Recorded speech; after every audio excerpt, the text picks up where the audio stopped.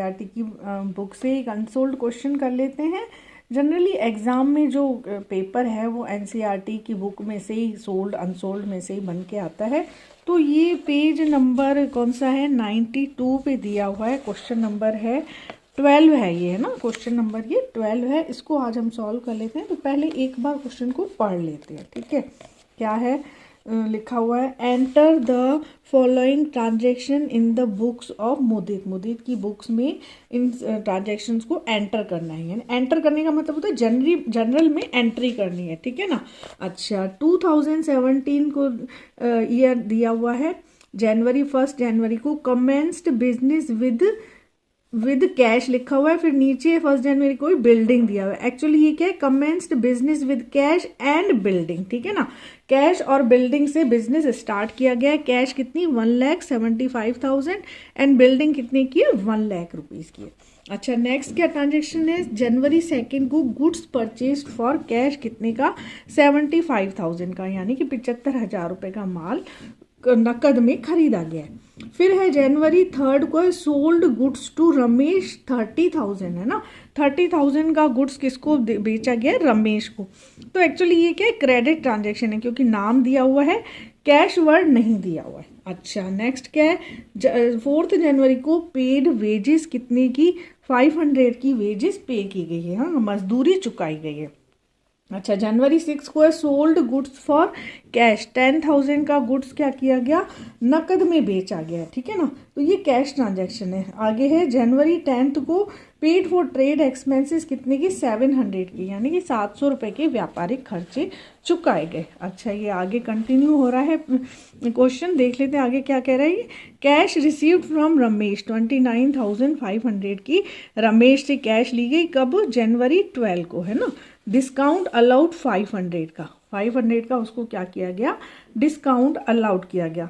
रमेश से कितने लेने थे, रमेश से 30,000 लेने थे, उधार माल बेचा गया था, उससे अब 29,500 रिसीव हो गए और बाकी 500 का क्या दिया गया है, डिस्काउंट दिया गया है। थोड़ा मैं क्लियर रख लेती हूँ बुक को।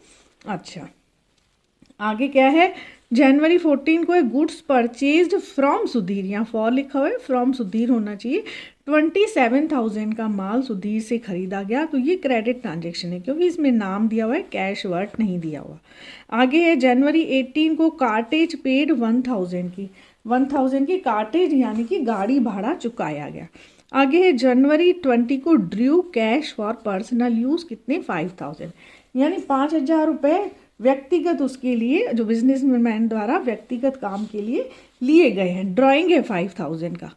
अच्छा, जनवरी 22 को है goods use for house hold 2,000 rupees, है ना, यानी कि घरेलू काम के लिए माल निकाला गया, कितना, 2,000 रुपये का माल बिजनेस से निकाला गया।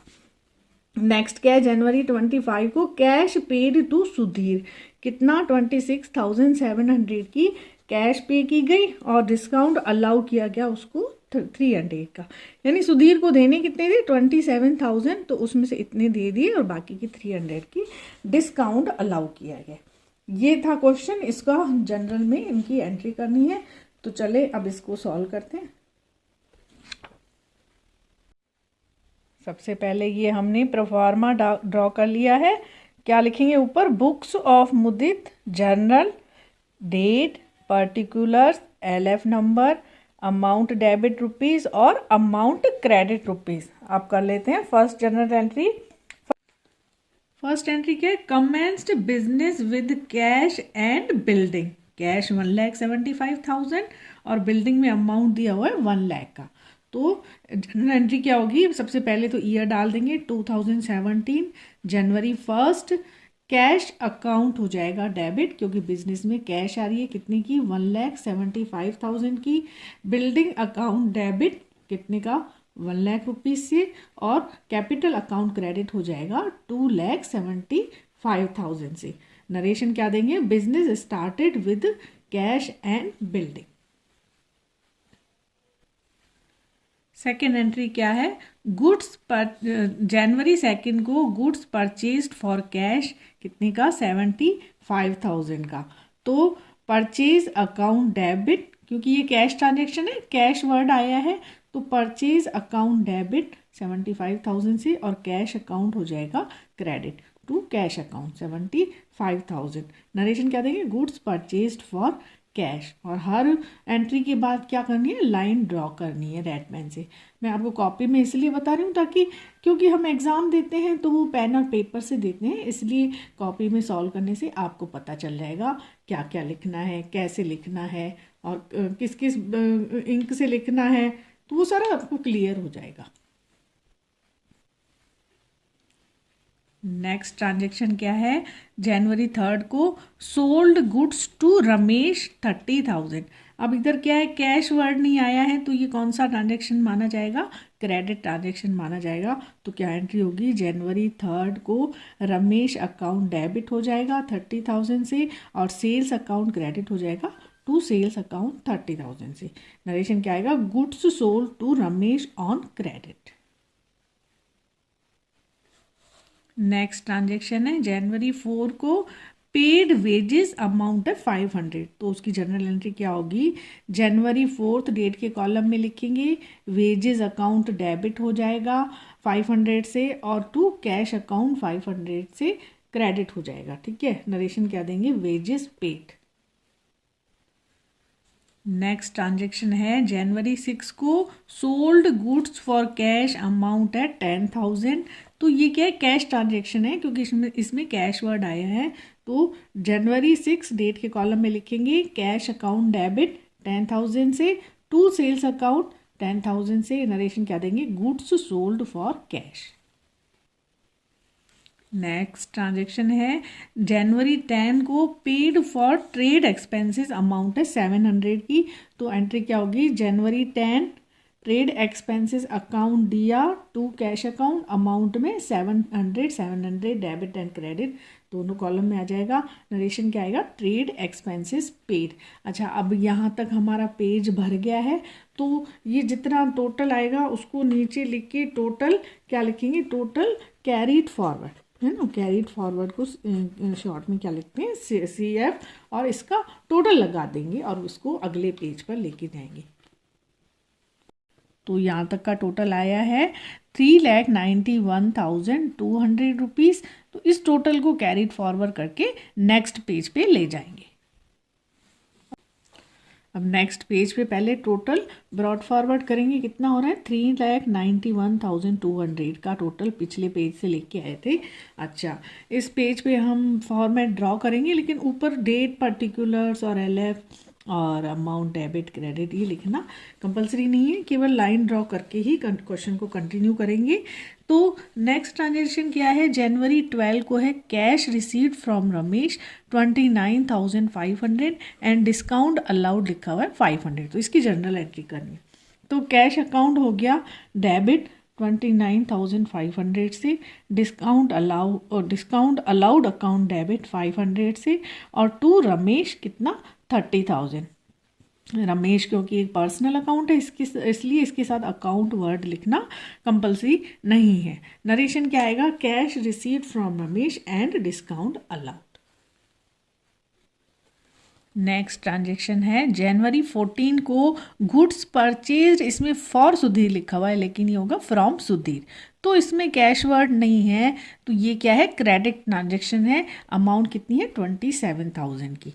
तो जनरल एंट्री क्या होगी, जनवरी 14 डेट के कॉलम में purchase account debit 27,000 and to Sudhir 27,000 से। नरेशन क्या आएगा, goods purchased on credit. Next transaction जनवरी 18 को है कार्टेज पेड अमाउंट है 1,000, तो क्या जनरल एंट्री होगी, जनवरी 18 cartage account debit 1,000 and to cash account 1,000। ठीक है ना, ये नरेशन आएगा कार्टेज पेड। नेक्स्ट ट्रांजेक्शन है जनवरी 20 को drew cash for personal use 5,000 से, तो क्या जनरल एंट्री होगी, जनवरी 20 drawing account debit to cash account amount 5,000, और नरेशन क्या जाएगा, cash withdraw for personal use. Next transaction है जनवरी 22 को goods used for household amount 2,000, तो जनरल एंट्री क्या करेंगे, जनवरी 22 drawing account debit to purchase account, amount में 2000 रुपीज़, और नरेशन क्या देंगे, goods withdraw for personal use. Last entry क्या है, जनवरी 25 को है कैश पेड टू सुधीर, और इसमें लिखा हुआ है डिस्काउंट अलाउड है ना, कैश पेड टू सुधीर तो लिखा हुआ है 26,700 और डिस्काउंट अलाउड लिखा हुआ है 300 का। ये डिस्काउंट अलाउड नहीं होगा, डिस्काउंट रिसीव्ड होगा। तो जनरल एंट्री क्या करेंगे, जनवरी 25 को सुधीर, ये पहले मैंने अकाउंट लिख लिया था तो पर्सनल अकाउंट के साथ अकाउंट वर्ड लिखना जरूरी है, तो Sudhir DR to cash account and to discount received आ जाएगा इधर ना, टू डिस्काउंट रिसीव्ड अकाउंट, इधर बीच में रिसीव्ड वर्ड जरूर लिखना, ठीक है।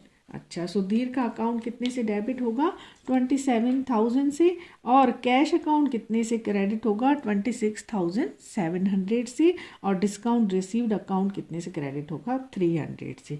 तो नरेशन क्या देंगे, cash paid to Sudhir and discount received. अच्छा, फिर इधर ये सारा होने के बाद, सारी जनरल एंट्रीज होने के बाद टोटल लगाएंगे, तो ये टोटल कितना आ रहा है, 4,83,200 आ रहा है, दोनों साइड 4,83,200 है। मेरा इधर थोड़ा मिस्टेक हो गया, थोड़ा गलत हो गया, तो इसको मैंने काट दिया, ठीक है ना। तो ये पूरी तरह से इस तरह से जनरल एंट्रीज होंगी, इसको मैं थोड़ा आपको एनलार्ज करके दिखा देती हूँ।